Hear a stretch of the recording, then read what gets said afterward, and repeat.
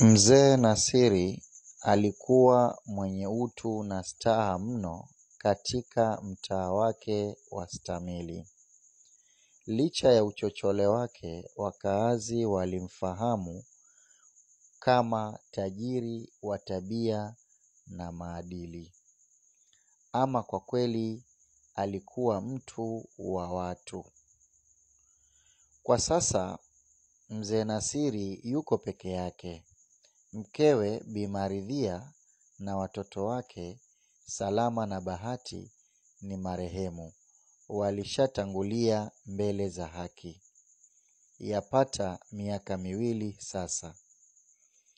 Mzee Nasiri lazima achanike kwenye mpini ili asife njaa.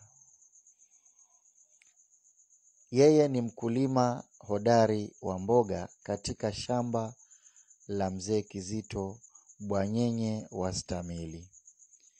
Amekuwa akilima shambani kwa Mzee Kizito tangu uhai wa mkewe na watoto wake.